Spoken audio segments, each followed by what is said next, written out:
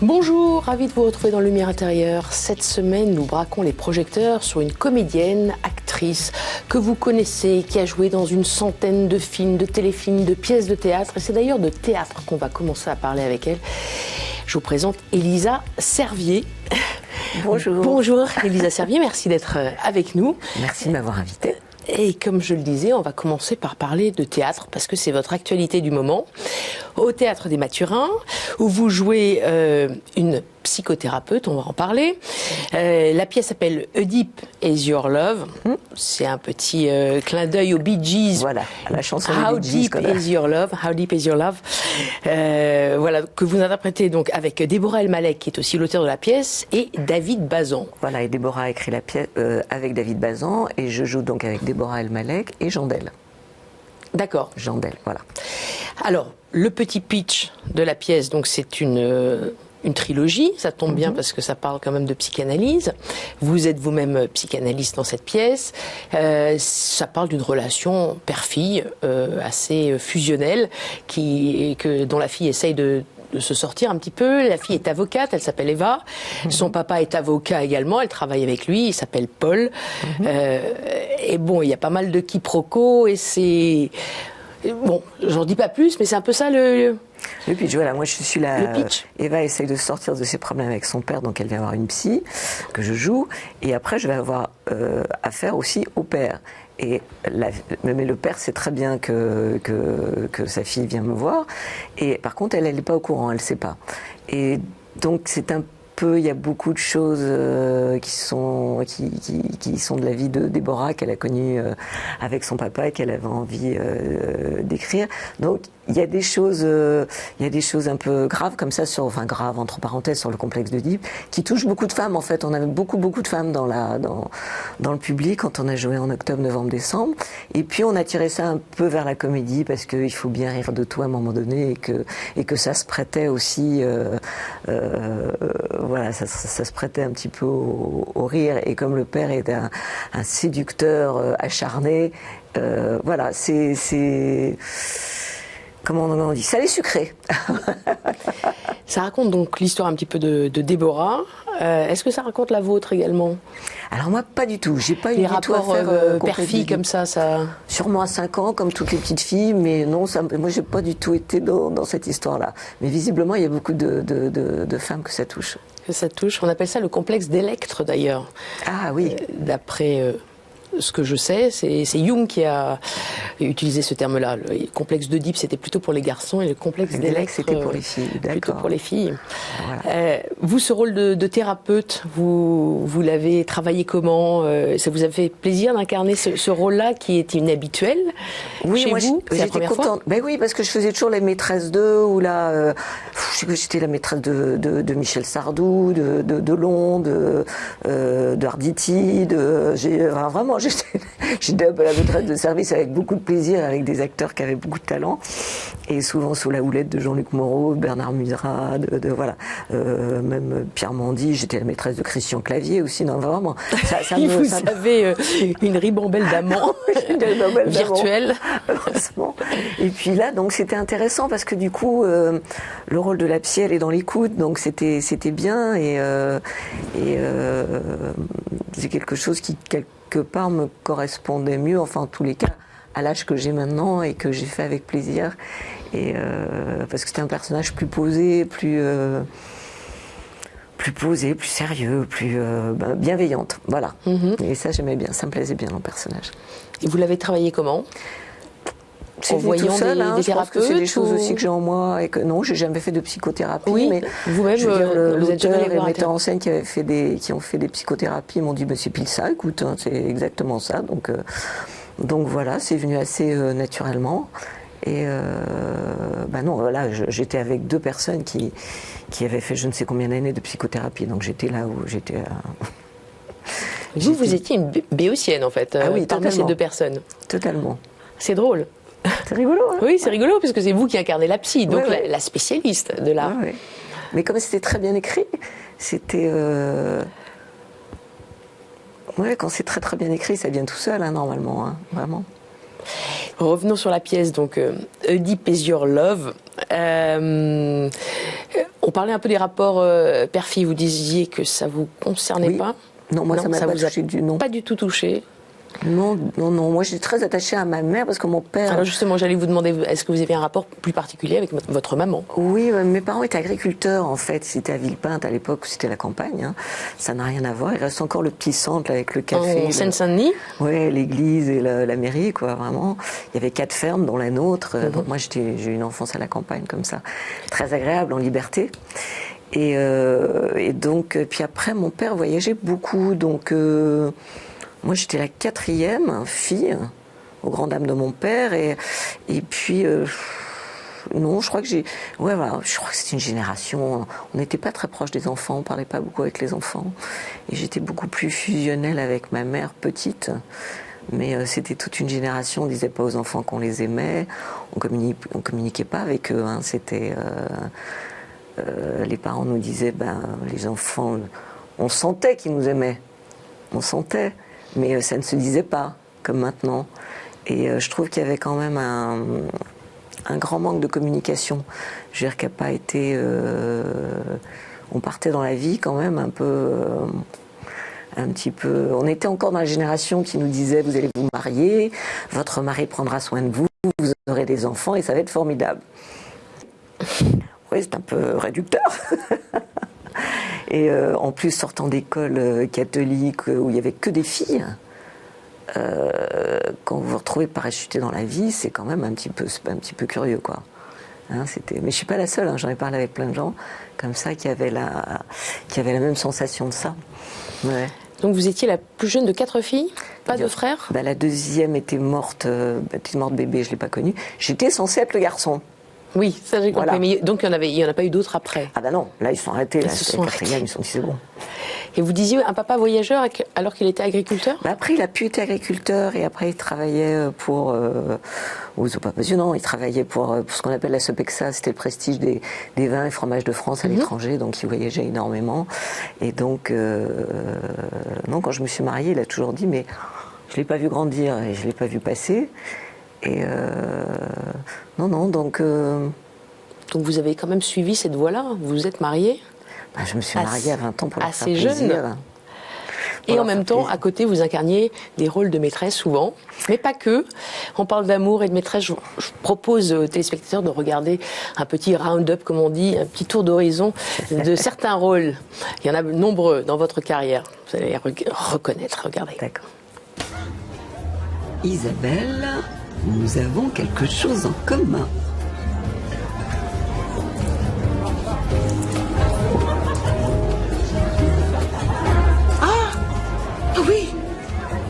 Ah oui, apparemment, nous avons le même fournisseur. Hein. Il y a beaucoup de contrefaçons en ce moment. C'est une vraie? Oh, j'espère. Merci. Excusez-moi, je sais pas ce qui m'a pris. C'est même la première fois que ça m'arrive avec une femme. Non, mais je suis mariée, c'est pas... Oh, c'est pas possible. Non. Non, c'est pas raisonnable. Non. Alors, Madame la Présidente. c'est complètement fou, hein. Non. Là, quand même, c'est pas possible. Hein. Non. Ah non, vos mains, vous arrêtez. Hein. Vraiment. Hein. J'ai jamais fait ça. Mais moi aussi, c'est la première fois. Oh non. Non. Oh, mais comment as-tu pu, toi, ma femme? Comment... Non, là, vous êtes témoin, hein. Mais ne nie pas, tu allais faire l'amour avec cet homme. Non, mon chéri, c'est déjà fait. Et alors, j'avais oublié, mais c'est très agréable de baiser. Ah, non, mais alors, ça fait un bien fou. Hein. William, faut absolument qu'on recommence, c'était formidable. Donc, je t'en prie, épargne-moi le récit sordide de tes coucheries, hein, j'ai du travail. Non, justement, tu n'en as plus. Comment ça? Comment tu veux dire? Non, mais tu comprends, mon chéri. Tu me touches plus, tu me parles plus, tu m'amuses plus. Nous deux, ça mène à rien. Non, et puis toi, PDG, moi, actionnaire. Faisons simple. On divorce et tu quittes la boîte. C'est mieux pour notre histoire. Mais je finirai. Oui. J'ai beaucoup réfléchi. À nous deux. Ah oui? Oui. Je peux pas toujours reculer. Perpétuer des habitudes de tendresse conjugale qui à la longue paraissent insipides. En tout cas insuffisantes dans la vie d'une femme. Non. Un couple qui n'a plus rien à se dire est un couple mort. Alors j'ai pris une décision. Nous allons divorcer.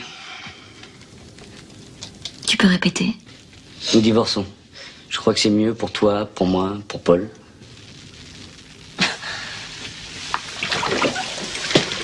C'est une plaisanterie. Je n'ai jamais été aussi sérieux. Mais pourquoi si vite? C'est une décision grave. Il faut... Consulter un avocat, bien sûr. Mais sur le plan financier, tu n'auras rien à regretter. Et même au contraire, je crois que tu pourras t'en féliciter. Très bien. Si c'est ce que tu veux. Bon, je te laisse. Je dois aller au bureau. Tu en as parlé à ta mère? Tu sais, dans son état, la pauvre.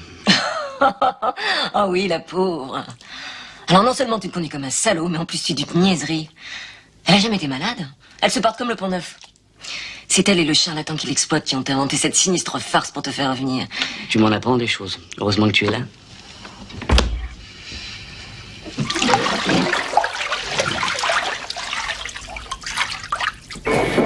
Dites-moi, Burma, je croyais qu'on devait jouer franc-jeu. Vous m'avez rien demandé, commissaire. Oui, ça va, faites pas l'imbécile, hein. C'est pas la peine de s'énerver, elle l'a pas tué. Voilà. Parce qu'elle l'aimait, tout simplement. Bon, eh bien, quoi qu'il en soit, moi j'ai décidé de mettre Christelle Vernas sous mandat de dépôt. Enfin, tant qu'on n'aura pas trouvé le propriétaire de la troisième empreinte. Non, Quelle troisième empreinte? je vous l'ai pas dit? Non? Eh ben, fallait me demander. Bon, d'accord, allez, je le ferai plus. C'est promis, la prochaine fois, je vous dirai tout.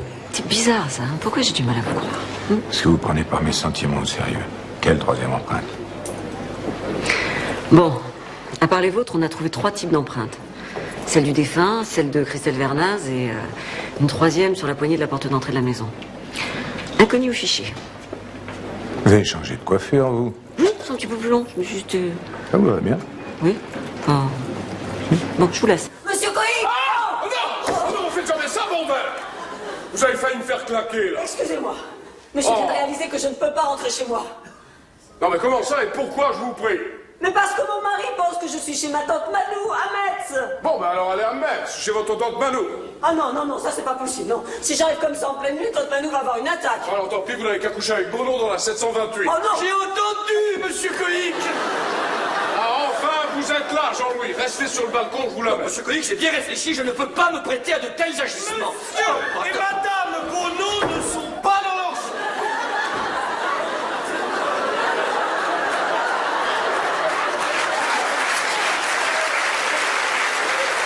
Qu'est-ce que vous faites à genoux sur le balcon, monsieur Bono? Je crevais de chaud, alors je prends l'air.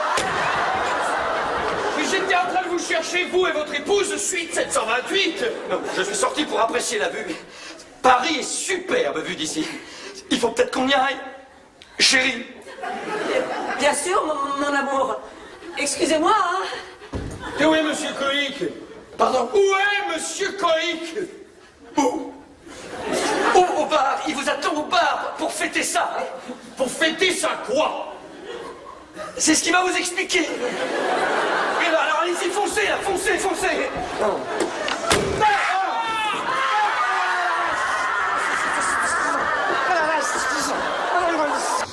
Tu veux finir tout seul?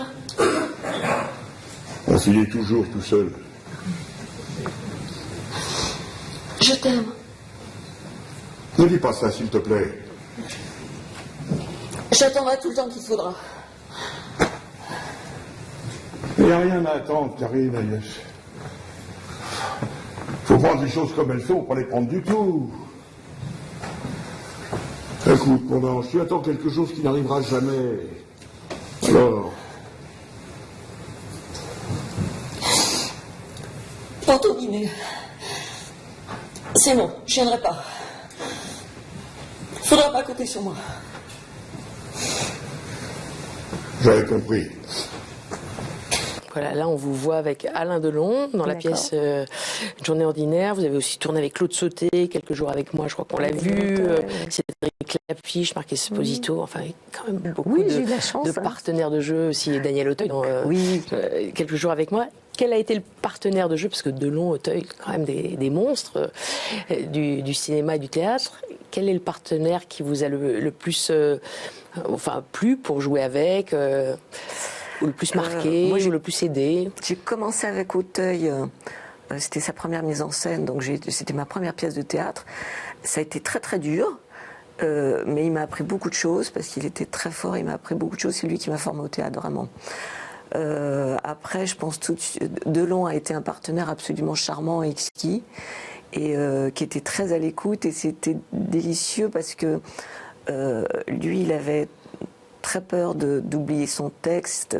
Il avait 75 ans à l'époque, donc moi il avait quand même une oreillette, mais j'ai jamais eu à lui souffler quoi que ce soit. Et peut-être une fois il a dû se tromper, mais moi j'étais avec lui sur scène, comme moi j'ai dû me tromper aussi, et à chaque fois on s'est rattrapé, on n'avait jamais peur, et on était très très en confiance. J'étais très en confiance avec lui, il était extrêmement bienveillant et gentil, et c'était un partenaire de scène très très agréable, mais vraiment très agréable sur scène. Il était très très agréable. J'en garde un très bon souvenir, vraiment. C'est ce qu'on entend.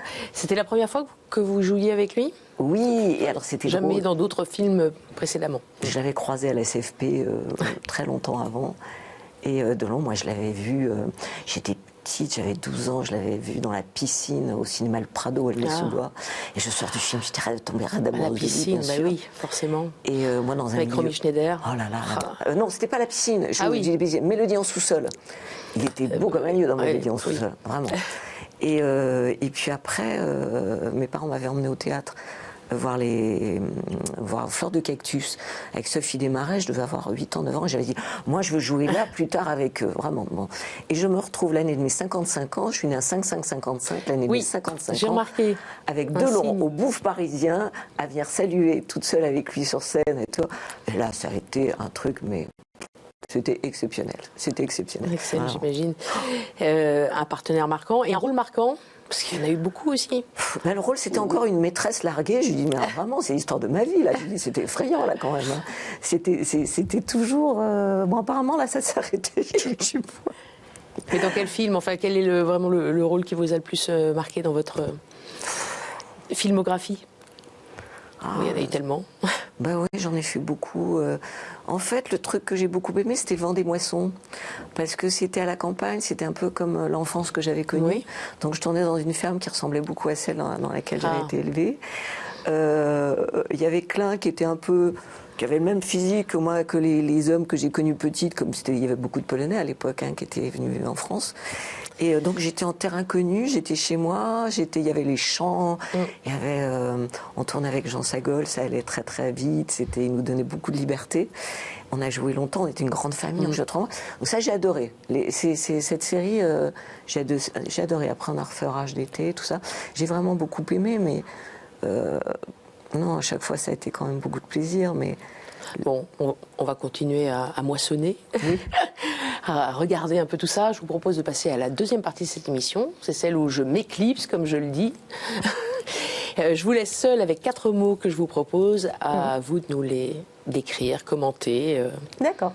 Ok ? D'accord. À tout de suite.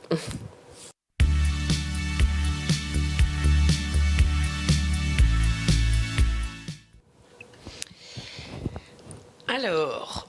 Elisa, est-ce que vous êtes bien? Parfait. Toute seule? Mieux, c'est pas possible. Dans le fauteuil du psychanalyste. Psychanalysé, en l'occurrence. Un petit peu, non, pas vraiment. Allez, le premier mot, il va vous parler, c'est le cas de le dire, c'est le mot voix. V-O-I-X. On vous l'a souvent faite, celle-là. La voix, votre voix. Mais on peut aussi entendre la voix avec un E. Oui, possiblement, oui. Alors, la voix, c'est vrai que moi, ça a été un très très gros problème, mais visiblement, j'aimais bien les difficultés parce que j'étais mannequin, j'ai fait une très jolie carrière de mannequin étant jeune, en étant assez petite, je faisais 1m63, et j'ai fait une jolie carrière de comédienne en ayant une voix absolument impossible au départ. Donc, c'est vrai que ça a été un gros handicap au début. C'était compliqué cette voix parce que j'avais tellement peur, j'étais tellement timide que je savais jamais ce qui allait sortir. Et j'étais très, très, très émotive et ça a été compliqué. Et puis, comme m'avait dit Francis Huster au cours Florent, il m'avait dit, mais ta voix, ça sera ta marque de fabrique. Et maintenant, et puis après, c'est trouver sa voix. Oui, visiblement, j'ai trouvé ma voix exactement dans ce métier qui m'a rendue très heureuse. Vraiment, je suis très contente. J'en reviens pas d'avoir gagné ma vie en faisant ce métier, pour tout vous dire. Voilà. Vous avez effectivement trouvé votre double voix avec un X et avec un E, parce qu'au début c'était pas gagné, une adolescence un peu compliquée, complexée. Oui, absolument. Il y avait votre voix qui vous complexait, mais aussi votre poids. Oui, mais j'étais comme toutes les adolescentes, à être un peu grosse, à être un peu... voilà, la puberté, c'est quelque chose de très violent, je trouve. Hein. Il y a des poils qui poussent, on est en train de se transformer en je sais pas quoi, on ne sait pas ce qui va se passer. Ça fait ça aussi quand on vieillit, on dit tiens, on est en train de se transformer en je sais pas quoi aussi. Je trouve qu'on retourne au même problème qu'étant adolescente. Non, l'adolescence, c'est épouvantable, hein. Moi j'en ai un très mauvais souvenir, franchement. Donc oui, non, ça on oublie. On oublie, mais après il y a eu la chrysalide et le papillon. Oui, heureusement, oui. Non, Quels ont été les déclics en dehors de Francis Huster au cours Florent? C'était après ça. Moi j'avais une sœur qui était très jolie, très mince et puis à un moment j'ai arrêté de manger et puis voilà, je suis partie en disant je vais être mannequin. Alors je comprends pas pourquoi d'ailleurs. Et puis ça devait être écrit comme ça parce que j'ai rencontré les bonnes personnes et puis donc ça m'a aidée parce que tout d'un coup je gagnais ma vie en faisant des photos de junior, de mode junior, de beauté, de lingerie. Je voyageais un peu partout, c'était un petit peu le conte de fées. Je travaillais à Milan, en Allemagne, à New York. Ils avaient même ouvert une agence de petites à New York du coup parce qu'ils s'étaient dit finalement ça peut marcher. Mais ça n'a pas marché. Donc ça a été quelque chose d'assez particulier, mais c'était un très joli conte de fées après cette adolescence un petit peu difficile. Voilà. On va passer au deuxième mot qui peut aller avec un petit peu avec le premier. C'est le mot angoisse. Angoisse ou trac peut-être pour commencer. Le trac on l'a toujours. Comme je disais, je ne sais plus qui, je crois Louis Jouvet. Ne t'inquiète pas, quand tu auras du talent, tu auras le trac. Mais le trac c'est un peu compliqué, mais quand on a beaucoup travaillé, on l'a 3 minutes et puis après ça passe.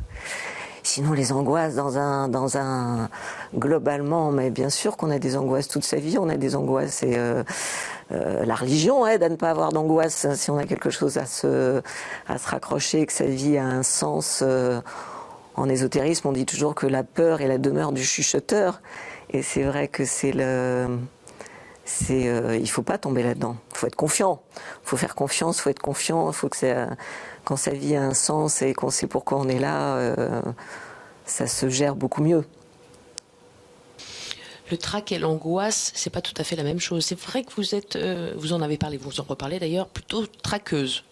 Mais bon, comme on dit, ce sont effectivement les gens de talent qui ont du trac, comme disait Sarah Bernard. Ou quand on n'a pas assez travaillé. Moi j'avais le trac quand j'étais très jeune et puis un jour j'ai eu mon fils et puis ça m'a donné confiance en moi et puis mon fils était plus important que tout. Et de ce jour-là, je me suis dit, mais c'est merveilleux finalement, c'est rigolo de jouer la comédie. Parce que je voulais pas forcément faire ce métier de comédienne et c'est quand j'ai rencontré Pascal Thomas après, qui avait trouvé ma photo par hasard à la suite d'un concours Mademoiselle Ashtendre. Et il est venu me rechercher une deuxième fois. Moi, je dis toujours, à chaque fois, c'est les petits anges qui m'ont mis sur le chemin. Parce que vraiment, j'avais une voix impossible, j'étais traqueux, je maîtrisais rien. C'est miraculeux que j'ai fait ce métier, mais vraiment, c'est totalement miraculeux. Daniel Auteuil, je l'ai rencontré par hasard, mais vous connaissez moi, j'ai 2 définitions du hasard que j'aime beaucoup, qui est la première qui est le point de rencontre de 2 chaînes causales, et l'autre qui est le nom que prend Dieu quand il veut voyager incognito. Et c'est vrai que ça peut être aussi, oui, le hasard, c'est un rendez-vous, mais à chaque fois, tout ce que j'ai fait dans ma vie, enfin, c'est avec le recul, c'était très très étonnant, quoi. Très très étonnant. Vous êtes né sous une bonne étoile. Vous parlez tout à l'heure de miracle. Vous évoquez d'ailleurs votre date de naissance, c'est vrai, un 5 mai 1955. 5h15.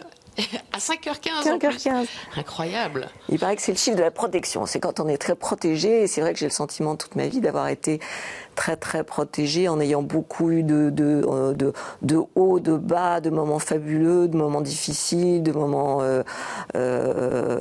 compliqués. Oui, avec le recul, c'était. J'aimerais bien que ça se termine par un moment en haut d'ailleurs. Et oui. C'était. J'ai une vie amusante, pas tout le temps facile, mais voilà, très bien, rien à dire de ce côté-là. Non, j'ai pas eu de vie comme un long fleuve tranquille, mais ça a été très, très intéressant et très passionnant. Et c'est pas fini. C'est pas fini. Si on creuse un petit peu dans votre enfance assez catholique, nous sommes sur Catéo. Je crois que votre maman était pratiquante catholique. Longue lignée de famille de catholique. Maman, on allait à la messe tous les dimanches. On s'habillait bien à l'époque le dimanche. Et maman s'occupait de la chorale, elle s'occupait du catéchisme. Moi, je découpais les petites images qu'on donnait aux élèves qui avaient bien travaillé. Et puis à 15 ans, ça m'intéressait plus du tout. Et je crois qu'on fait partie de la génération où, en fait, quand on était jeune, on nous a imposé ça. Et à un moment où on le rejette parce que c'est pas notre choix personnel, et jusqu'à ce que ça revienne à un moment ou à un autre, ou à ce que ça ne revienne pas. Mais moi, il y avait une chose sur laquelle moi je me suis beaucoup battue, c'est que je veux dire qu'on est toute une génération, on pouvait choisir entre la religion, et quelle qu'elle soit, hein, c'est pas forcément le catholicisme, entre la religion et rien. Voilà. Et je trouve qu'après 68, dans les années 70, les enfants, on leur a proposé de choisir entre rien et rien. Et là, j'ai trouvé que c'était d'une énorme malhonnêteté. Moi, j'ai eu des grandes conversations avec mes neveux et nièces à ce propos-là, et je crois que ça les a fait bien évoluer. Et de toute façon, quoi qu'il en soit, je veux dire, c'est d'avoir accès à la connaissance, d'avoir accès même à une culture, à la culture de la Bible, à la culture de l'Ancien Testament, du Nouveau Testament. On ne peut pas ne pas connaître ça. Et là, il y a toute une génération qui est partie sans rien. Comme j'ai toujours, ils sont partis comme s'ils partaient dans la jungle, sans chaussures, sans couteau, sans eau. Et je trouve ça très très violent. On peut après ne pas y revenir. Je sais que moi, personnellement, je suis revenue... D'abord, c'est toujours resté un peu quand j'avais des moments difficiles. Moi, je retournais à l'église, j'allais mettre une bougie, un cierge, j'allais prier. Et c'est toujours revenu. Et puis après, c'est revenu vraiment très très fort parce que je me suis beaucoup intéressée à l'histoire des religions, au bouddhisme, au karma. Moi, très jeune, à 20 ans, je ne comprenais pas ce que je faisais là. Ma vie n'avait pas de sens. Et quand je me suis penchée sur le bouddhisme, qui avait ce système de karma comme dans l'hindouisme, ça m'a paru très très évident de dire bon bah si on a plusieurs vies, on est là pour s'améliorer à chaque fois, ça a un sens. Et je pense que dans le catholicisme, d'après, enfin je vous dis peut-être une bêtise, mais en 550 au moment du concile de Constantinople, on apprenait la réincarnation. Et si vous regardez bien dans le Je crois en Dieu, on dit je crois à la résurrection de la chair, à la vie éternelle. On le dit dans les prières, mais on parle pas de ça.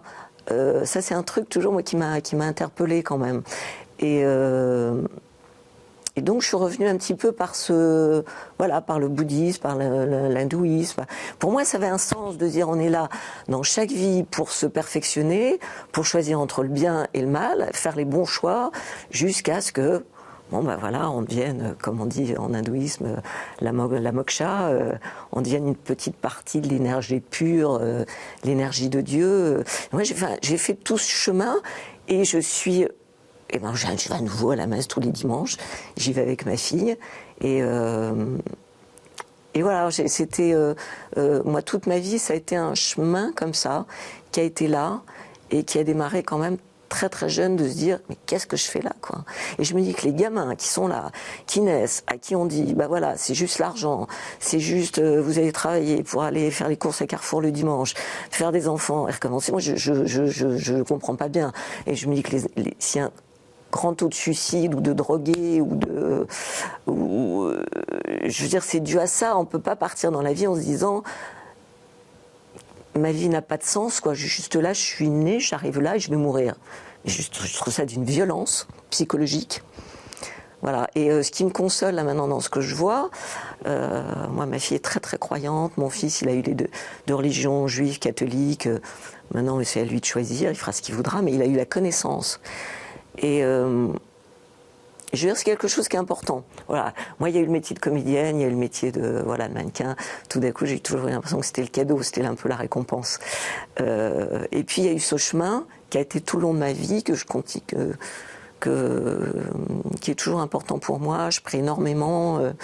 Je trouve que il faut qu'on prie tous pour voilà, pour la planète, pour le monde, pour l'univers, pour la paix, je trouve que le mal est tellement présent, et j'ai quand même vraiment ce sentiment il y a toujours cette guerre entre le mal et le bien, et que il faut se battre, quoi, et que la prière est vraiment un moyen de se battre. Voilà. On va en reparler. Le mot évoqué et le mot angoisse, est-ce que vous vous sentez moins angoissé aujourd'hui? Qu'est-ce qui vous apaise? Qu'est-ce qui vous a apaisé? Vos enfants, justement? Ah, la naissance de mon fils, ça a été merveilleux, ça. Le 29 mars 1985. Ouais, ça, c'était un moment vraiment Julien incroyable. Nakache. Ouais. Il a 38 ans. Il a 38 ans, il vit aux États-Unis, il est marié avec une Américaine, il est... voilà, alors lui, il n'est pas très éveillé encore à la spiritualité, mais bon, il a son chemin, Et ça a été, oui, ça m'a apaisé, et puis à partir du moment où je me suis mise à chercher la raison de ma petite présence sur cette grande planète, et que j'ai trouvé des réponses, et je pense que quand on cherche les réponses, on les trouve. Oui, j'ai pas d'angoisse, Après, on est comme tout le monde dans les angoisses, des angoisses de santé, des angoisses matérielles. De temps en temps, on a des petites peurs, on a des peurs, mais c'est pas la bonne solution, la peur. Il faut se battre contre ça. On est plus fort que ça. Plus fort que la peur. Citons également votre fille, Manon, c'est ça, qu'elle est née en décembre 1993 et qui a 30 ans.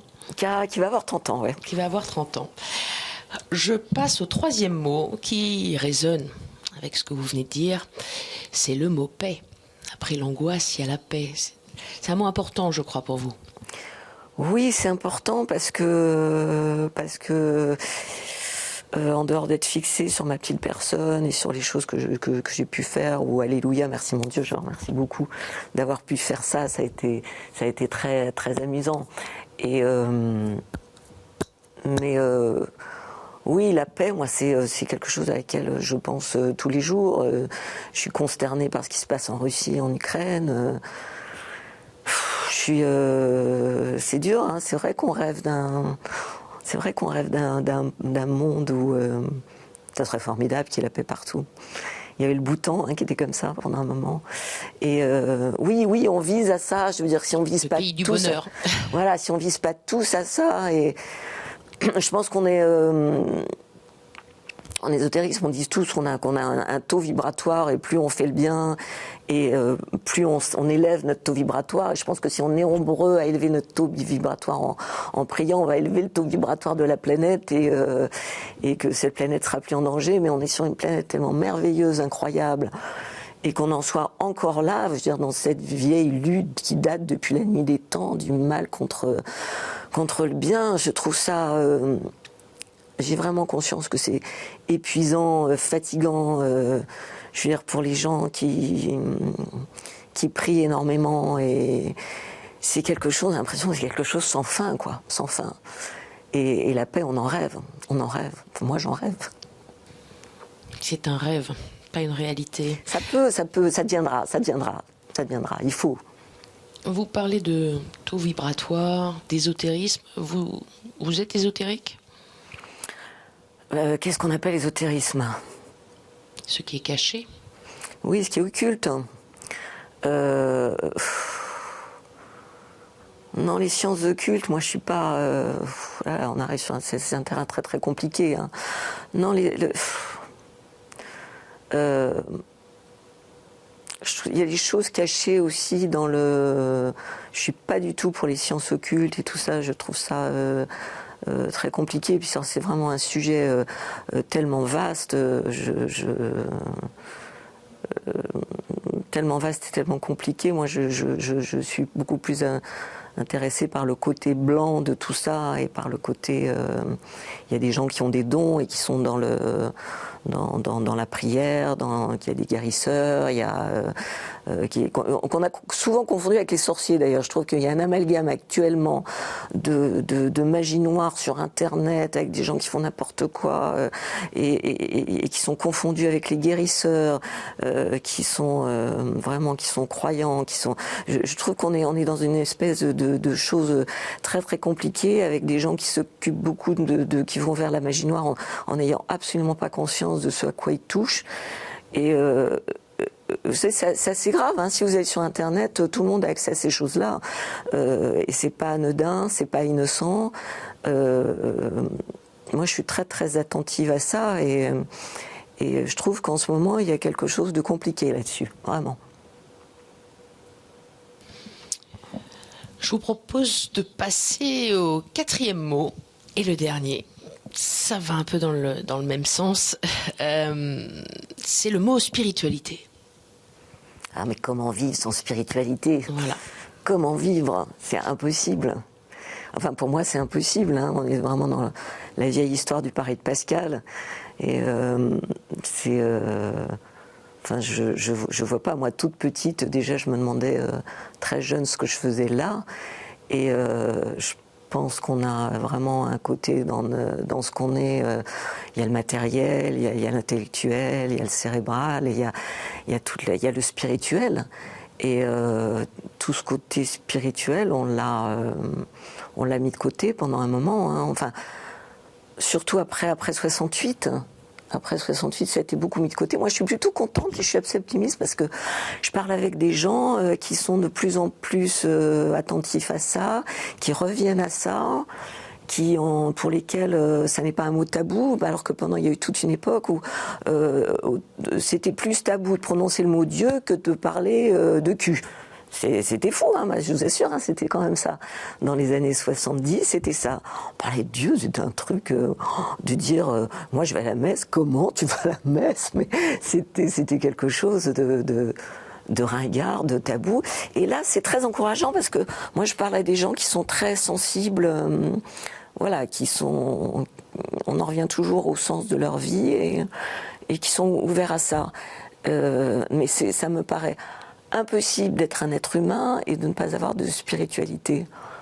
Il y a un très joli livre qui s'appelle Les dialogues avec l'ange, qui est un livre très très lourd, hein, très compliqué. Moi je l'ai lu plusieurs fois, je me suis arrêtée. Sans spiritualité, c'est-à-dire que vous retombez au niveau animal. Alors on dit, alors à ce moment-là, il y a le minéral, le végétal, l'animal, l'être humain, puis après, je ne sais pas, les chérubins, les anges, les archanges, et le tout formerait Dieu. Mais on ne peut pas, si on n'inclut pas la spiritualité dans sa vie actuellement, je pense qu'on retombe dans l'animal. Voilà, je vois un petit peu les choses comme ça, et que le chemin qu'on a là actuellement, c'est de s'élever. Voilà, c'est la seule... c'est s'élever en faisant les bons choix. Vous dites vous-même un livre assez hermétique, oui, dialogue avec l'ange, puisque ces enfants ont parlé, conversé avec un ange. C'était très... Entre juin 43 et novembre 44. Ouais. C'est passionnant, enfants, c'est un livre tout à fait passionnant. Ils sont morts, décédés ensuite. Hein. Ouais. Mais les écrits sont restés. Est-ce que vous-même, vous avez un rapport comme ça, direct, vertical, avec Dieu? Écoutez, j'ai le sentiment de ça en tous les cas, mais je pense que plus on prie, plus on se connecte à Dieu. Et plus on est en contact avec nos anges. On a tous un ange ou plusieurs anges. Et je pense que plus vous priez,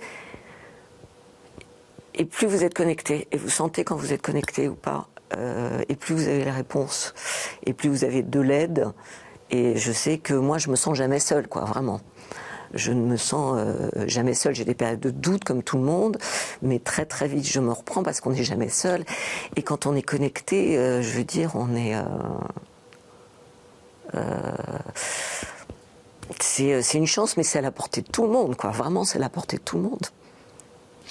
On entend votre recherche, vos prières, une éducation catholique, ensuite plutôt du bouddhisme, voire de l'hindouisme. Où est-ce que vous êtes aujourd'hui ? Alors, je reste fondamentalement chrétienne. Je suis toujours très ennuyée que les prêtres ne puissent pas se marier. Ça, vraiment, je pense qu'il y a eu des dérives voilà, que tout le monde connaît, qui sont dues à ça. Et je pense que là, vraiment, est-ce qu'on va y arriver un jour ? À côté de ça... j'ai quand même été très influencée par le bouddhisme sur le fait qu'il y a un karma et qu'on ait plusieurs vies, parce que moi ça me semble quand même impossible de tout faire bien en une vie, et que vraiment on est tous dans des conditions vraiment différentes, avec un potentiel complètement différent. Donc pour moi ça tenait pas la route. Je prie, oui, je médite. Le matin au réveil, je me connecte tout de suite. Le soir aussi, moi je suis très attentive à ce qui se passe sur la planète, à prier dans ce sens-là. Vous savez, pendant un moment, il y a eu en Australie, il y a eu des incendies épouvantables. Et puis il y a un maître, je ne sais plus qui était en Inde ou quoi. Il y a une chaîne de prière qui a été lancée. Et moi, je crois beaucoup aux chaînes de prière. Écoutez, 2 jours après, il y a eu la pluie sur l'Australie. Et je crois vraiment à la force de la prière. Je trouve que on a pas assez de groupes de prière. Et je regrette que, surtout avec Internet, on peut le faire, on se donne rendez-vous à telle heure, à tel moment, et il y a une puissance de la prière qui fait que on peut faire évoluer les choses. Et je le vois pas assez. Voilà, je le vois pas assez. Donc tout ça pour répondre à votre question oui, donc le matin, le soir, je prie, je regarde beaucoup ce qui se passe, et on prie, on demande. On demande. On demande à Dieu, à ce que ça s'arrange. On remercie aussi. Eh ben, remercie à chaque fois je remercie, bien sûr. C'est bien évidemment qu'on remercie. Et qu'on est très... mais voilà, je suis très... je suis très respectueuse de ça, et je suis très connectée à ça. Et je suis très heureuse d'avoir fait ce chemin-là. Il y a une série sur Internet qui s'appelle L'Histoire de Dieu, je ne sais pas si vous avez vu, avec Morgan Freeman. Ils ont fait tout le tour de la planète, et voilà, ils sont intéressés à toutes les religions. Il y a un moment, quand j'étais jeune, je m'étais dit, je vais aller en faculté, je vais étudier toutes les religions. Puis j'étais un peu paresseuse, et je l'ai pas fait. Et ce truc-là, et cette émission sur Netflix, ce documentaire est formidable, vraiment formidable. À conseiller. Et votre rapport à l'au-delà, ou même à la mort, est-ce que ça vous a apaisé, cette recherche? Est-ce que vous avez trouvé même dans le bouddhisme? À partir de ce moment-là, on n'a pas peur de la mort. Moi, j'ai peur de souffrir, j'ai peur d'être malade. Vraiment. Là, je vois les gens, ça me fait vraiment de la peine. Oui, la souffrance, la maladie, c'est vraiment une épreuve. La mort, non, c'est pas une épreuve. On va aller vers quelque chose de mieux, et puis après on reviendra. Non, la mort, c'est pas du tout une angoisse. Enfin, j'ai absolument pas peur de la mort. Voilà, de ce côté-là, c'est quelque chose qui apaise. Et je trouve que c'est triste pour les gens qui sont pas croyants, qui croient en rien, de se dire on a eu une vie, puis on va mourir, puis il y aura rien. Oh là là, mais c'est terrible. C'est ce que disait l'histoire de Pascal, quoi. Soit vous renoncez à croire et ça sera très douloureux. Et effectivement, c'est très douloureux de se dire je vais mourir et il n'y a rien. Waouh. On peut pas bien vieillir en pensant comme ça. C'est la souffrance ou la maladie, là, vraiment. Mon Dieu, ça c'est dur. Et si on dit échapper, quand on peut. Merci, Élisa Servier. Je vais revenir auprès de vous pour la conclusion. Oui, bien sûr. À tout de suite. À tout de suite.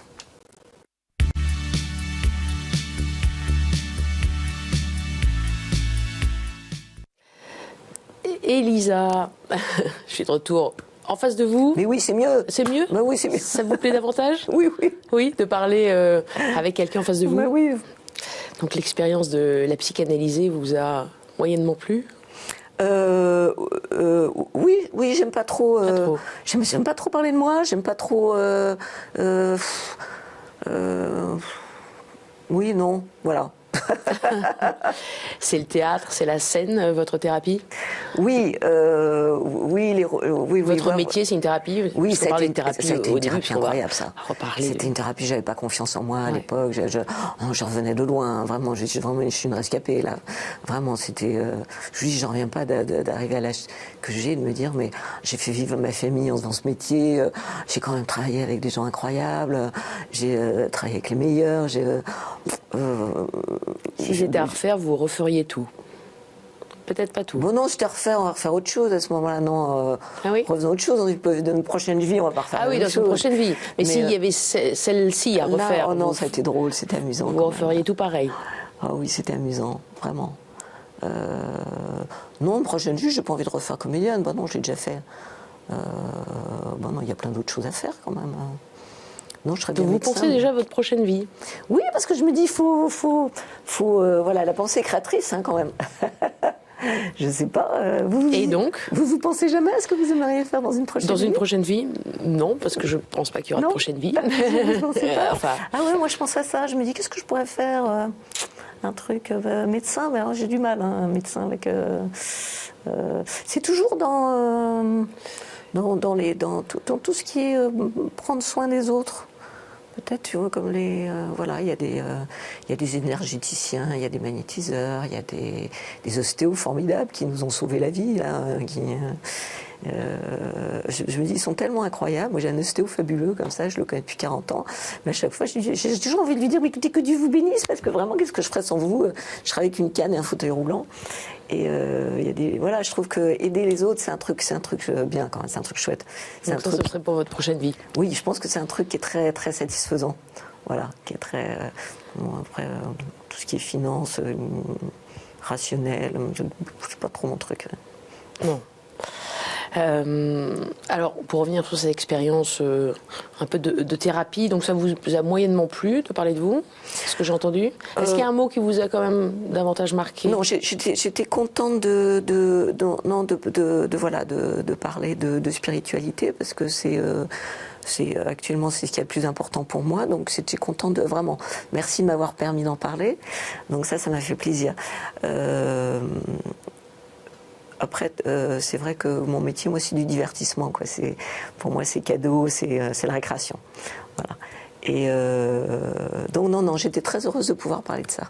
C'est aussi une forme d'aide aux autres, de faire rire, de distraire. Oui, voilà. Et c'est vrai, quand on joue au théâtre, moi j'aime beaucoup le théâtre, parce qu'il y a un échange d'énergie et qui se renvoie, et qu'on passe des moments formidables, et que moi j'ai eu d'occasions de jouer dans des grandes salles avec des gens qui tombaient de leur chaise de rire, et je me disais, mon Dieu, mais quelle merveille. Et à chaque fois, j'étais avec les copains, voilà, qui disaient, on n'a pas envie de jouer ce soir, mais j'ai dit, écoutez, il y a peut-être quelqu'un là qui a une vie de merde, qui a une journée épouvantable avec un chef, un petit chef, et là on va lui faire plaisir ce soir. À chaque fois, il y a cette notion de faire plaisir aux gens qui ont acheté une place, qui n'ont pas forcément les moyens d'acheter une place, et on va essayer de leur faire plaisir, de leur faire passer un bon moment. Et ça, le théâtre, pour moi, c'est ça. Et en même temps, il y a un retour, parce que quand ils s'amusent, quand ils rient, il y a une telle énergie joyeuse qui nous renvoie, que nous, on est rechargés aussi. Et là aussi, il y a des énergies, des vibrations. Mais voilà, tout sur scène, ça se joue énormément. Hein. Ouais. Ça n'est que ça, quand on regarde. Quoi, en tout cas, c'est le cas avec cette nouvelle pièce où vous incarnez une thérapeute qui s'appelle Oedipe is your love.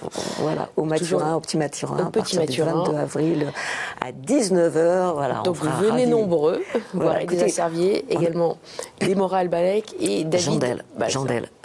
Jandel, pardon. Et on n'a pas eu un mauvais papier. Vous savez, c'est Biréduc, machin, tout ça, on n'a pas eu une mauvaise critique. C'était un truc incroyable. Tant mieux. Jamais arrivé de ma vie. Les gens étaient heureux en sortant de là, et ça, c'était très très surprenant. On n'a pas eu les journalistes. Les journalistes ne sont pas venus vous voir, mais là, toutes les critiques publiques, il n'y en a pas une de mauvaise. Donc ça, c'était assez exceptionnel. Non, je suis très content. On va leur donner du plaisir aux gens. Ça commence bien, ça va bien continuer. Et puis, dans votre actualité aussi, à suivre les Guêpes, bientôt. Ça, c'est dans quelques mois. Hein, Janvier 2024, on sera en tournée en France, dans on va aller en Corse, on va aller voir Ah oui. une pièce d'Éric Assous qui n'a jamais été jouée avec François-Éric Gendron, moi-même, Léa François, Anthony Marty, un nom compliqué du Arnaud Sermolecci, enfin voilà.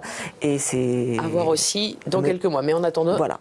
Mais là, c'est... How Deep Is Your Love. Dans un How Deep an. Is Your Love. Vous avez vu Voilà. le jeu de mots, les Bee Gees. Toute une époque aussi. Merci beaucoup. Je vous en prie, c'est Elisa moi. Servier Merci pour ce beaucoup. partage. Merci à vous derrière vos écrans. Comme d'habitude, si vous voulez revoir cette émission, vous connaissez l'adresse kteotv.com pour le replay. À bientôt, à la semaine prochaine.